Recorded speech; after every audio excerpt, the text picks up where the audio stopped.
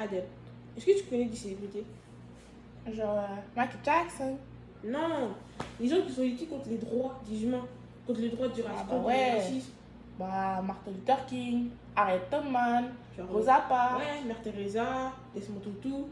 Desmond qui? Desmond Tutu. C'est qui ce gars-là? Tu connais? Cette culture générale là. Bah, excuse-moi. Hein. Vas-y, je suis obligée d'expliquer là. Non, t'es pas obligé. Non, mais t'inquiète, c'est bon. Tout commence le 7 octobre 1931 à Klerksdorp, en Afrique du Sud. Un enfant vient de naître, il s'appelle Desmond Tutu, et de sa naissance jusqu'à sa mort en 2021, il va changer le monde à sa manière. Né d'une liaison entre une femme domestique et un directeur d'école primaire, son enfance était assez aisée. Il a vécu une enfance assez normale. Sa grand-mère l'a surnommé Pilo, la vie, parce que à la naissance, Desmond Tutu était un enfant très fragile.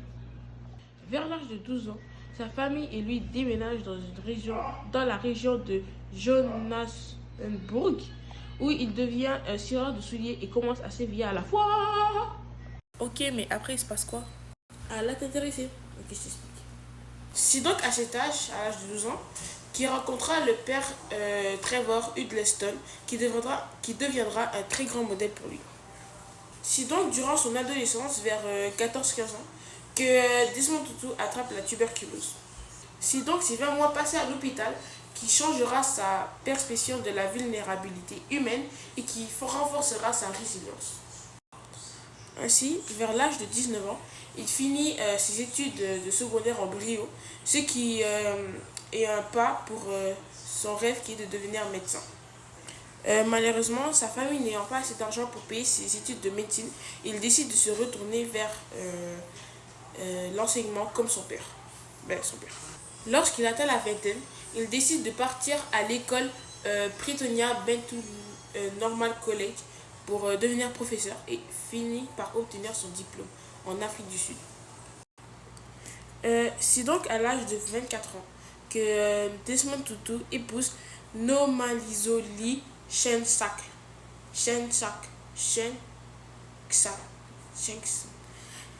Trop oublié.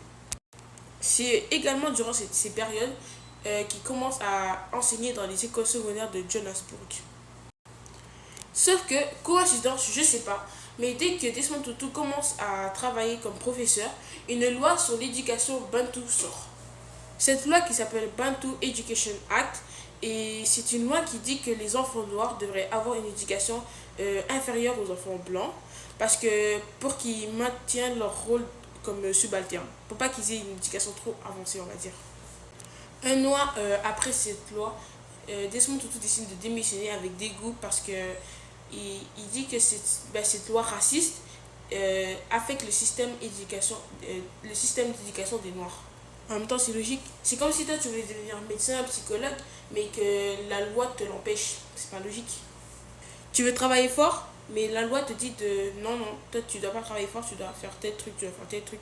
Toi, ton statut, tu peux juste être mécanicien, exemple. Après sa démission de l'enseignement, il décide de se Après sa démission dans le domaine de l'enseignement, il décide de se réorienter vers la théologie pour intégrer l'église anglicane. Et ce, commençant un parcours qui fera de lui un emblème de l'Afrique du Sud. Au final, il a réussi à devenir prêtre de l'église anglicane. Il est par la suite parti étudier en Angleterre, au King's College Londres, où il obtient son diplôme en théologie. En 1967, et en 1971, il décide de retourner en Afrique du Sud.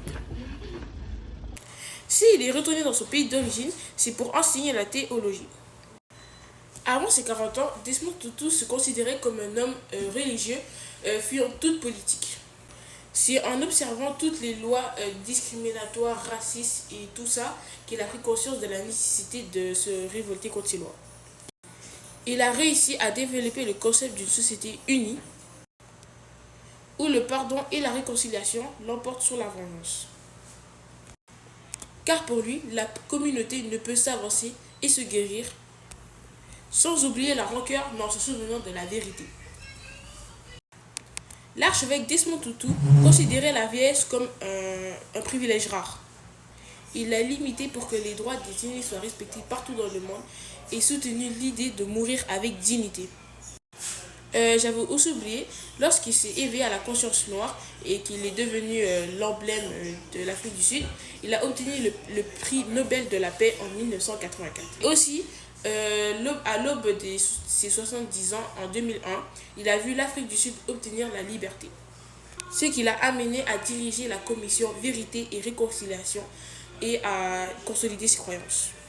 À ses 71 ans, Desmond Tutu apprend qu'il a le cancer de la prostate.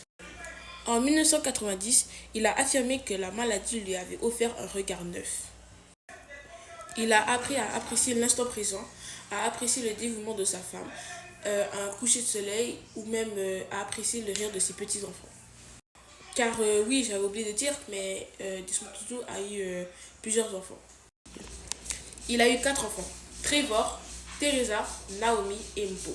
Je vais vous mettre les noms de famille parce qu'ils sont trop compliqués à dire. Jusqu'à sa mort, le 26 décembre 2021, il n'a cessé de répéter que l'humanité est faite pour l'amour, la solidarité et l'entraide. Son célèbre concept d'ONU rejette l'idée qu'il y ait des exclus. Ça veut dire que tu sois noir, que tu sois d'ethnie différente, que tu sois homosexuel, tu ne veux pas être rejeté par la population. Tout le monde, la population devrait être en solidarité et ne devrait pas avoir de gens exclus. Desmond Tutu est resté un énorme défenseur du droit à la dignité et à la liberté de choix. Il a également choisi de prendre l'aide médicale à mourir, donc pour mourir plus vite, parce qu'il s'est dit qu'après s'être battu toute sa vie contre le racisme, contre la liberté d'expression et tout, c'était important que chaque humain puisse partir en paix, et il a décidé de ne pas toujours se battre, du coup il s'est laissé mourir. C'était donc l'histoire de Desmond Tutu, l'homme qui s'est battu toute sa vie pour les autres, mais que malheureusement a décidé de mettre un terme à sa vie. Malheureusement ou heureusement, après avoir eu le cancer de la prostate.